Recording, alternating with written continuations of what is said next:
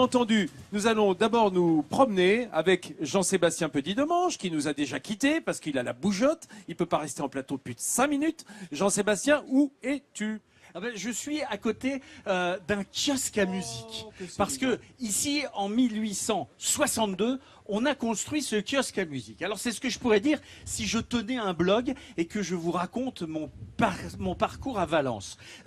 1942, ce kiosque, il a inspiré un dessinateur ultra célèbre, Raymond Penet, qui a dessiné pour la première fois ici son petit violoniste avec la jeune fille qui l'attendait. Et puis je rajouterai qu'en 1982, on a inscrit ce kiosque au monument historique. Forcément, 62, 42, 82, que des deux, on est forcément deux quand on est amoureux. Je pourrais finir sur mon blog comme cela.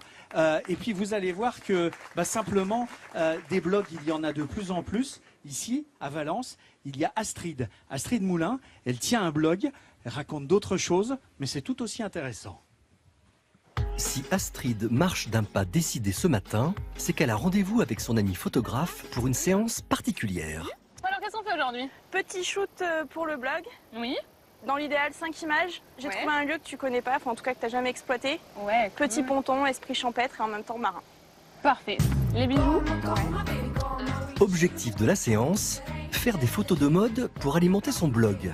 Mais c'est surtout l'occasion pour la Valentinoise d'explorer des lieux jusqu'ici méconnus et de les faire découvrir à d'autres. Quand on a grandi quelque part, on ne regarde plus forcément. Et là, en fait, on s'est rendu compte qu'on avait vraiment un beau patrimoine, qu'on avait plein de choses à découvrir et surtout plein de coins que les gens ne connaissent pas parce que ou par manque de temps, donc ils prennent pas le temps de découvrir, ou par manque de connaissances, parce que voilà, ils savent pas forcément qu'on peut trouver autre chose. Donc c'est un vrai plaisir aussi de pouvoir partager mes découvertes. En fait. Après une année au Canada, Astrid a voulu redécouvrir sa région autrement. Grâce à son blog, elle porte désormais un œil nouveau sur sa ville qu'elle voit évoluer au fil du temps. On a les montagnes d'un côté avec Crussol qu'on voit un peu plus loin. Le port, ça ressort vraiment bien. C'est vraiment loin de l'image de ce qu'on pouvait avoir du port de l'Épervière et du parc de l'Épervière il y a quelques années. Faire aimer le patrimoine valentinois à travers les réseaux sociaux, un pari ambitieux pour cette jeune habitante. Portable à la main, elle partage sa passion pour des lieux comme la célèbre Maison des Têtes. Un an que je fais des visites, que je visite avec l'office de tourisme ou par moi-même, avec des amis. Et maintenant, quand les gens viennent, je suis fière de pouvoir leur présenter ma ville et pas seulement la ville de passage qu'on entend souvent. Et Astrid aime partager ses petits coins secrets.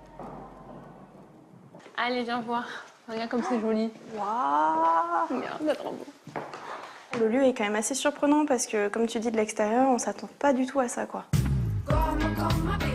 Après sa séance, Astrid va partager ses photos avec ses 1500 abonnés et espère leur donner envie de visiter Valence. Une belle photo, ça change tout. Puisque la même chose qui va être prise de deux façons différentes, qui va être retravaillée ou pas retravaillée, ça va complètement changer la donne, puisque l'idée c'est quand même de donner envie et de montrer que c'est vrai, que ça vaut le coup de venir le visiter. Pour promouvoir le patrimoine de sa ville, la jeune femme a finalement compris qu'une belle image vaut mieux qu'un long discours. Ah là là, ça c'est un... Alors c'est vraiment un phénomène de notre époque. Moi C'est justement, Franz, c'est en train de changer ces influenceurs, ces blogueurs, tout ce qu'on voit sur le numérique. Est-ce que c'est vraiment en train de changer le métier de la, je vais pas dire de journalisme, mais la communication en elle-même? Est-ce que tout est en train d'évoluer? Moi, je crois pas. Hein. Je crois que, de toute façon, il se passe quelque chose, évidemment, aujourd'hui, c'est que tout le monde, d'une certaine manière, peut être médecin, parce qu'il regarde, voilà, quand il est malade, il va regarder sur Internet, il va chez le médecin et il lui explique, en fait, ce qu'il a, quoi. Et ça, on le voit tout le temps. C'est la même chose avec le journalisme. Tout le monde est journaliste parce que tout le monde peut raconter son histoire et puis prendre une photo et puis mettre ça dessus. Donc, c'est bien. En même temps, c'est vrai, il faut pas oublier aussi que c'est un métier. C'est un métier avec ses spécialistes qui s'apprend, qui est long. Et je pense que c'est pour ça que les journaux, il faut savoir écrire. Mais oui, mais ça peut s'apprendre aussi tout seul d'une certaine manière. Moi, je vois ça de manière très positive. Il faut pas voir ça de manière corporatiste, mais en même temps, moi, je suis parti des journalistes qui pensent que le journalisme va continuer, c'est-à-dire simplement sur un modèle un peu différent. Avant, c'était un modèle qui gagnait énormément d'argent. C'est fini ça, parce qu'il y a des tas de gens qui existent, qui font leurs petits trucs de leur côté, et c'est très bien, et tant mieux. Moi, ce que je trouve super chez Astrid, c'est qu'elle est ancrée dans son territoire. Parce que les Ouais. blogueuses, on a l'impression qu'elles vivent toutes à Paris, à New York, à Londres. Non, mais c'est vrai. Et qu'en gros, elles sont complètement déconnectées de la réalité. Elle est, voilà, elle est connectée 2.0, mais elle reste connectée à son complémentaire avec terroir. les guides touristiques finalement, parce que souvent ce qu'on recherche avec des blogueurs qui connaissent bien leur région, c'est une expérience en particulier, un petit coup de cœur qu'on ne trouvera pas dans d'autres guides. Enfin pour moi, ça, ils peuvent cohabiter ensemble. Je trouve pas ça dérangeant. En tout cas, quand on voit la façon dont ils sont courtisés par les attachés de presse de toutes sortes de marques ou de personnages. Avant, on disait on est journaliste et on était un peu en première ligne. Maintenant, on a l'impression d'être derrière les blogueurs. Quand même. Non, il y a quelque chose qui a changé. Mais c'est formidable. Je pense qu'il faut arrêter aussi dans ce pays. On voit bien de tenir ce discours sans arrêt, pleurnichard, décliniste. C'est la fin de tout. Ben non, c'est le début d'autre chose. C'est le début d'autre chose. C'est formidable. Oui, le jeunisme. Oui, je vais ouvrir mon blog.